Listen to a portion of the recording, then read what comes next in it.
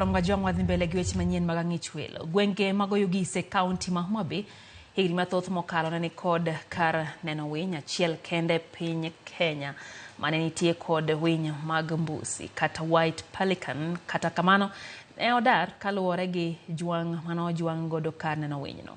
Kapek ma ikelo gi lokruok mar futo mar yamo bende nomiyo winy odar. Jogweng' mar Akewa kama ne kar neno winy go ne nitiere ywak nyaka ne winy ma kamago dar ne ber mane giyude kinde no sani olal.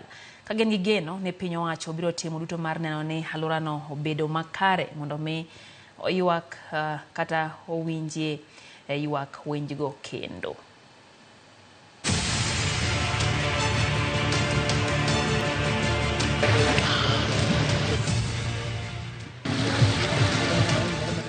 Mae chal mar geti mana nitie kaneno winy ma Oyugis kata Oyugis Bird Sanctuary manitie gweng' mar Akewa e location ma Kanyangwe ka chud bura ma Kasipul. Chal mar geti ni gisani nyiso ni kaneno winy manoting'o winy ma ong'ere ni mbusi kata white pelican osebedo ka ojwang' kendo bol kuom higni mathoth. Lamek Oyugi jadak malura ni wacho ne winy mag mbusi ne thoth mokalo e kaneno winy higni mag 90 kendo ne en kama ne uriti to kata kamano pek mikelo kod lokruok mar futo mar yamo kod chenro ma jodak e alwora ne timo ne omiyo winy gi ok ochako dar mos. Kae kama wadake, kae kama onyuola, ma kanonyuola tayudo ka winy miluongo ni mbusi ne ni ka. Mbusi gin white pelicans gi kisungu. Ne gin ka kendo ne gidake yien mane ni ka, yien ne ni ka gi madongo dongo nyaka higa 90 gi wiye. Kochopo around 95 to ne nitiere development mane okel kan nochielo go ka nochiel kar kam kanidwa pidh rech gi ministry mar fisheries. Koro jok mane nitie manodak machiegni kagi moko ne interfere gi environment mane gi enjoy mane gidake ka. Yien moko bende ne otwo, moko bende nogore piny. Koro yien nodong' matin. To dak machiegni bende manochorore machiegni ahinya gi kama gidake nomiyo nitie interference. Koro gotieno samoro ginind maber. Koro kae bang'eno to gidar. Kaluwore gi jogweng' mar Akewa, kar neno winy ne kod yiende madongo mane gikonyorego kendo thidhna mane ni ka ne miyo giyudo pi mayot. Ka sani to mana winy mamoko ma bende ok nyalo ywayo wang' jolimbe ema sani koro dialo ka jopiny bende oyudo kama koro ginyalo lage jambgi. Lamek pimo kit kaka ne winy mag mbusi odak ka jopiny bende ne yudo ber e kinde ma winy go ne nitie. Gin winy mane biro kaeni e dwe mar 6-7. Koro gibiro to ginyuolo tong'. Ka ginyuolo tong' to tong'go gibutno to tong'go tore gibedo gi nyithindgi. Koro chakre dwe mar 6 nyaka dwe mar 10 ne en breeding period margi.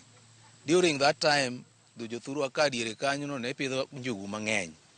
Njugu ni pidho puothe man kagi mondo giyud husk mag njugu.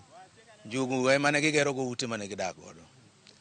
Koro ne gikawo giko kinyi to winy madongo ne dhi nam Kindu, dhi omo rech ma gichamo to gi ma nyithindgi chamo. Koro rech ne biro ka mang'eny kabisa. Ma samoro rech go seche ma gitransfer ka gitransfer rech e dhogi ka giketo e dho nyithindgi to moko ne lwar piny kendo mana rech madongo. Koro kae ne nitiere beneficial gimiluongo ni ecosystem mane ni ka, en ni kata dhano bende ne yudo rech. Ka wapot koro ne waparo ni giringo gidhi nikech ne gibiro in July to ginyuolore nyaka October kae to gidok back to South Africa. Bedo winy mag mbusi e kar neno winy ma Oyugis gi e kindeno ne omiyo uma mar gweng' mar Akewa olandore kaluwore kod jolimbe mathoth mane timo limbe mar neno winy ma kamago ma bende jogweng' wacho ni ne yudore mana alworano kende e piny Kenya mangima. Jopiny e gweng' mar Akewa kaendi wacho ni bedo winy mag mbusi kaendi ne miyo gi kony mapek mokalo kendo nyaka ne winy gi wek olal ok gisebedo kod yot. Wach winy gi nomiyo this place nokete map mar Kenya tourism map. Ma kata ng'ato kodhi adhi kata yamana London tikoni in white pelicans emidwa dhi neno. To this was the only place man inyalo neno gi. Apparently gin about 3 places in Africa.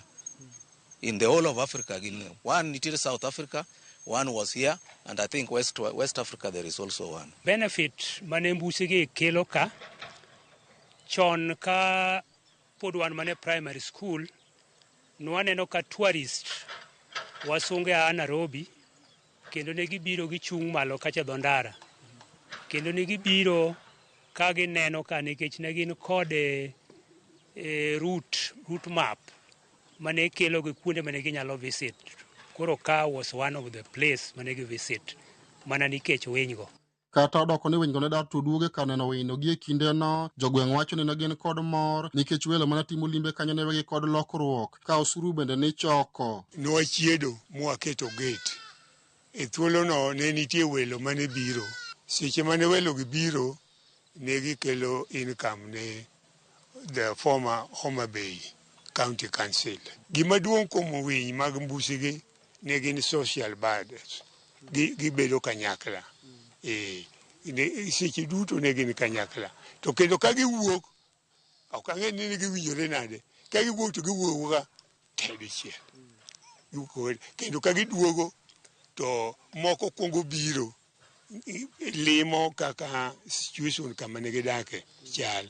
Koro moko biro to dok, koro ka giduogo to kendo gichako giduogo kanyakla. Higni mathoth nyaka ne winy mag mbusi dar ka, jogweng' maka ni kod geno maduong' ni chenro masani koro sirikal kokalo duol mochune keyo pi alwora ma nam Lolwe, Lake Victoria South Water Works Development Agency dhigo nyime mar kunyo yawo maduong' kod chenro mag dongruok mamoko ma gitimo nyalo biro ywayo winy mag mbusi mondo chak oduogi. Gima duong' ma kuom winygi gihero pi. Gini seche ma ka gisewuotho to gidhi e pi. Koro pi mokelni en achiel kuom activity mabiro miyo winygi duogo. Kendo gima duong' madang' awachi ni ago erokamano ne jok momiyowa project ni. Anyalo paro ni chon kane winje kanika ne en thim ma seche moko ne tamo kata jomoko chopo mondo mi otuom pi kae. Nikech yien gi ne dongo mano cover kama no chalo forest. Kuom mano wago erokamano ahinya ne jok mokelonwa projects ni. Aneno ka en gima nyalo medowa maendeleo mbele kata mana ni nyithindwa mwanyuolo matindo ma piny. Gibiro yudo matunda ma olos ni kanyalo konyogi mbele. Winje ka kane biro kane welo ka biro to ka winje ka ne nitie to ne nyalo kelo lokruok. Nikech ka gibiro to kata ka giyudo kata ji 3-4 moko gima giweni no dhi konyi e odi. Ok gidhi weyi nono. Kama wantie ni ndigni mathoth mokalo nen kama ywayo wang' jolimbe mathoth mane biro neno winy kido mag mbusi. Kata kamano okalo kod pek mikelo kod lokruok mar kor lwasi, winy gi nodar kaendi kendo chenro masani koro piny owacho dhigo nyime mar gundho kaendi. Jogweng' mar Akewa ni kod geno ni biro konyo neno ni winy go koduogo mondo alwora mar kaendi obed yo mowinjore. Ali Abich, Ramogi TV, Homa Bay.